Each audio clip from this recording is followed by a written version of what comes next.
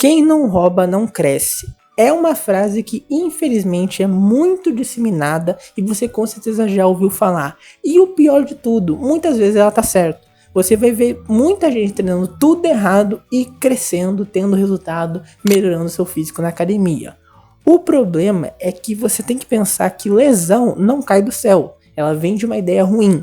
Então, se você treina roubado, não quer dizer que você vai se machucar, mas você sim aumenta muito as chances.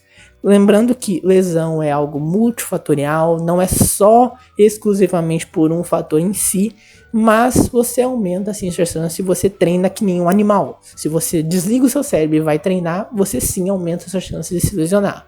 Além disso, você tem vários outros problemas, como dificuldade em parametrização da sua progressão.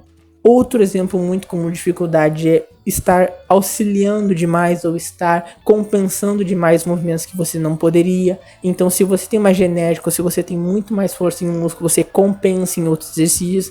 Então, treinar roubado dá resultado sim, mas ela capa muito o seu progresso. Você pode treinar muito melhor e você pode progredir muito mais não treinando roubado.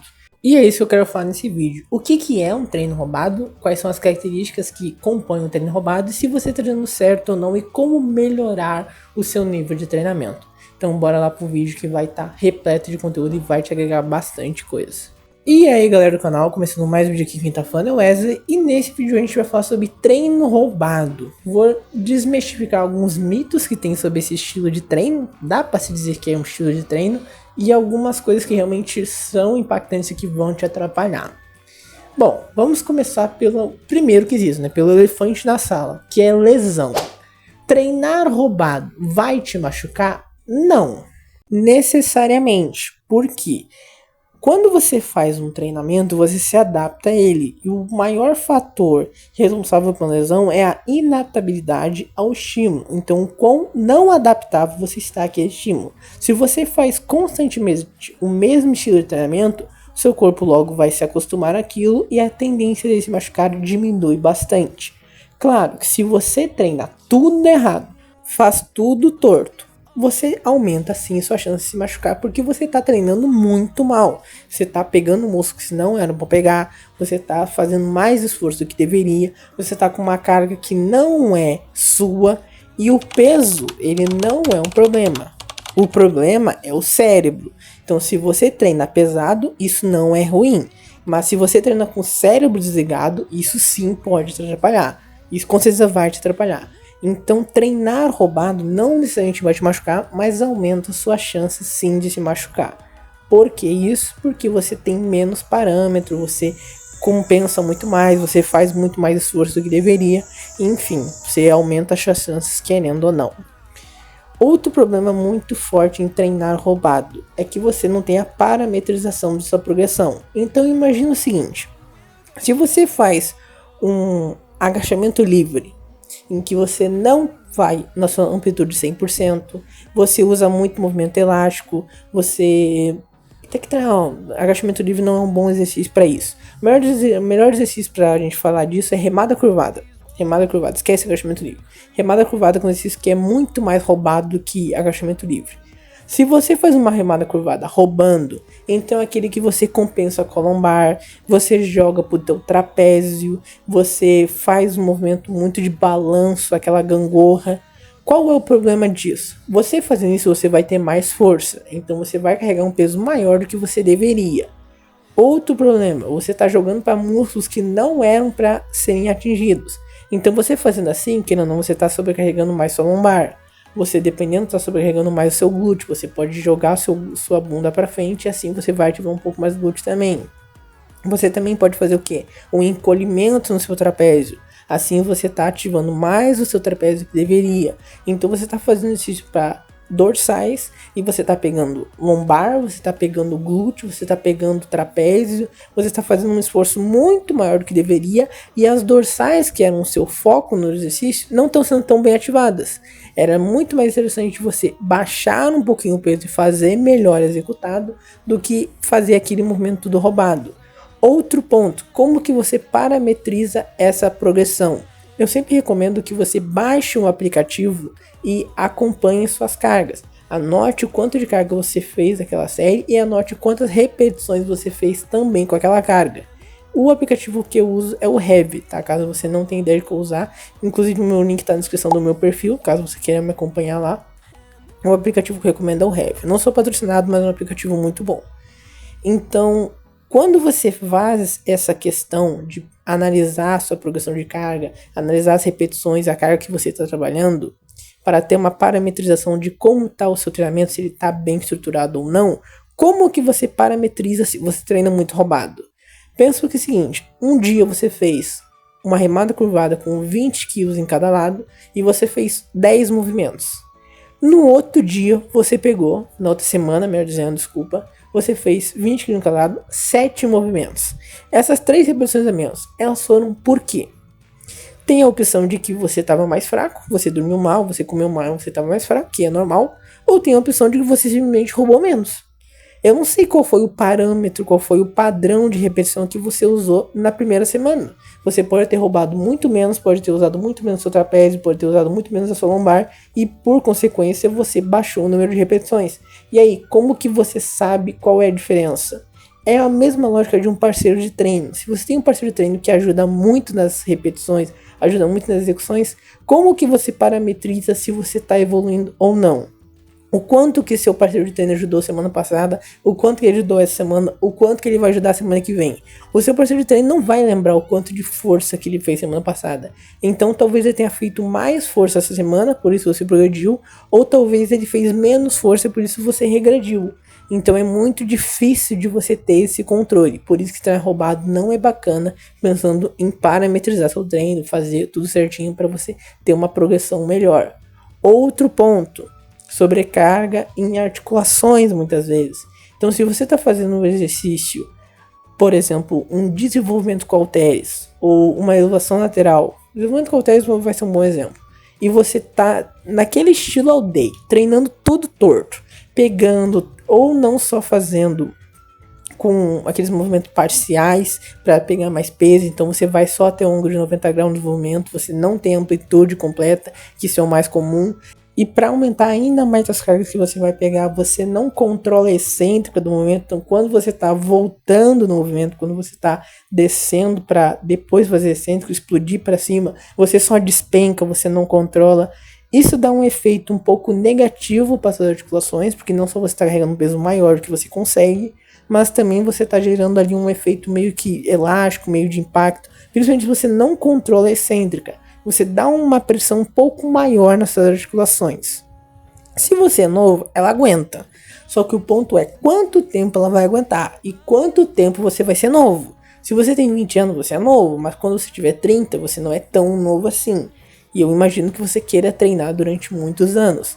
E depois que você teve ali um dano na sua musculatura, um dano na sua articulação, você teve uma lesão articular, você nunca mais é o mesmo. Então é importante você tomar um pouco de cuidado nisso. Se você desgastar demais sua articulação, sobrecarregando mais do que deveria, sobrecarregando mais do que é necessário para que ela progrida, que ela fique mais forte também, pode sim que você tenha problemas futuros que não tem solução. Talvez você cure, talvez você se trate, você consiga continuar treinando, mas você vai ter sempre um incômodo a mais na sua cabeça. Então esses movimentos assim é péssimo para anotar, então você não consegue parametrizar o que você está fazendo, você dá mais pressão nas suas articulações do que você precisa, e terceiro e último fator, que é o porquê que você deixa ganhos à mesa. Você tem um trabalho muito menos completo na sua musculatura. Pegando o exemplo que eu falei no desenvolvimento, se você pega e vai até só um ângulo de 90 graus, você tem mais ângulo para explorar, que um desenvolvimento você consegue bater mais ou menos até a linha do peito quase. Você tem todo aquele ângulo da musculatura que você não está explorando e você está deixando muito subótipo, porque você está fazendo muito parcial. Imagina o seguinte, quando você está fazendo uma série, uma repetição, um exercício, tem duas formas de você aumentar o trabalho naquela musculatura, aumentar o estímulo de hipertrofia nela. É você aumentando a amplitude ou aumentando você a intensidade. Intensidade, diga, igual a carga. Tá? Repetição você também pode aumentar, mas repetição entra na questão de intensidade, mas é uma forma Não pior, mas é uma forma que tem um limite. Você não vai fazer 30 repetições no seu desenvolvimento. Uma hora você vai ter que aumentar a carga para aumentar a intensidade do seu treino. Enfim, essas são as duas formas de você aumentar a intensidade naquela musculatura. Aumentar o estímulo de hipertrofia. Ou você aumenta o ângulo que ele está fazendo, a amplitude do seu movimento, ou você aumenta a carga em si. Qual é o problema? O que é mais fácil de aumentar? É você pegar e baixar o seu halter até o seu peito no desenvolvimento, ou você dobrar a carga dele? O que é mais fácil? Porque imagina que se você está só indo até o ângulo 90 graus, você está fazendo metade do movimento. Metade do movimento você está executando. Se você pega e você realmente baixa até bater no seu peito, você dobrou a amplitude do movimento. Ou seja, você dobrou a carga de trabalho. Você dobrou o seu progresso, a sua intensidade, o seu estímulo à hipertrofia. Agora, o que é mais fácil? Você fazer mais amplitude, dobrar o trabalho que você está imprimindo na sua musculatura, ou então você pegar o halter e dobrar ele e fazer aquele parcialzinho que você está fazendo? É uma questão meio óbvia. É óbvio que é muito mais fácil você baixar uns quilinhos e aumentar a amplitude do movimento. Isso é para todos os exercícios. Agachamento, que é o que eu estava falando lá no começo. Se você agacha só até um ângulo de 90 graus, você não quebra a paralela ali do seu quadril, dos seus joelhos, você tem basicamente uma ativação de quadríceps e um pouquinho de ativação de glúteo. Basicamente é isso. Nos 90 graus é só isso. É um pouco quadríceps e um pouquinho de glúteo. Se você pega e quebra para ela e vai até o seu glúteo batendo na sua panturrilha, que é a amplitude perfeita de um agachamento, você já tem uma ativação bem melhor de quadríceps, você já tem mais amplitude nesse quadríceps, você já tem uma boa ativação bem melhor de glúteo e você consegue uma ativação melhor até de adutores também, que é a parte mais interna da sua perna. Então você deixa um exercício muito mais completo, ele só não ativa glúteo, basicamente. Então é muito mais interessante você trabalhar com amplitude sempre o máximo possível e assim você ir progredindo nesta forma. Padrão de execução, controle seus movimentos. Quando você estiver fazendo a concêntrica, sempre busque o mais explosivo possível, o mais rápido possível. Porque quando você estiver empurrando, contraindo o movimento e chegando perto da falha, vai ficar cada vez mais devagar, cada vez mais obrigado você fazer aquele movimento explosivo. Isso é a melhor forma de você identificar a proximidade com a falha que você está chegando. É quando você tenta empurrar com o máximo de força e não vai. Vai bem devagarzinho ou vai bem brigado mesmo. E a essência, quando você estiver voltando o movimento, quando estiver alongando sua musculatura, você controla ela. Ela não gera hipertrofia. Basicamente é muito pequena a hipertrofia que ela gera, se não for nula. Mas é importante você controlar, não só para você não ter esse efeito meio chicote, esse efeito de paulada nas suas articulações, mas também para você ter parâmetro. Então sempre que você controla a sua excêntrica, você sabe exatamente o quanto de controle você está fazendo. Você está fazendo sempre as execuções iguais. Assim fica nítido e fica muito fácil de parametrizar que você realmente está fazendo sempre a mesma execução. Então se você fez uma repetição a mais ou se você fez 2 repetições a menos, realmente naquela semana você estava mais forte ou você estava mais fraco. Então é mais fácil de você controlar as variáveis do seu treinamento. Se você não faz assim, fica meio que a Deus dará. E novamente eu quero deixar bem claro, tá? Não quer dizer que se você treina roubado, porque se você é uma pessoa da essência, tipo o Gunley, que é um cara que gosta de ir pra academia, bota o máximo de peso que aguentar e puxa de qualquer jeito. O Gunley tá meio que isso. Ele é um marombeiro raiz. Não quer dizer que você não vai ter desenvolvimento, tá? Porque se você tiver uma genética muito acima da média, você consegue desenvolvimento assim. E se você é uma pessoa que gosta muito de treinar, você tem muito tesão pela parada, você fazendo isso com constância, você querendo ou não vai progredir suas cargas também e você vai evoluir também. O ponto que é o que eu falei exatamente no começo do vídeo, você tá deixando ganhos na mesa. Se o ganho parar de treinar na loucura como ele tá treinando e começar a treinar mais certinho, mais pixel-boom, com uma execução com mais amplitude, mais controle, ele vai ter muito mais ganhos e muito mais longevidade no... Oh meu Deus, não vai sair. Longevidade no esporte, longevidade na musculação. Tem que lembrar que o Gunley consegue fazer isso hoje porque ele tem 20 anos, 21 anos. Imagina ele fazendo isso com 30, 35, 40. Vai virar o Jordan, todo rompido, todo cheio de dor nas articulações, porque treinava muito tempo errado. Treinou muito tempo errado e continua treinando errado. Então vale a pena você treinar errado porque é mais divertido, porque você gosta mais, ou porque simplesmente você vai afagar o seu ego?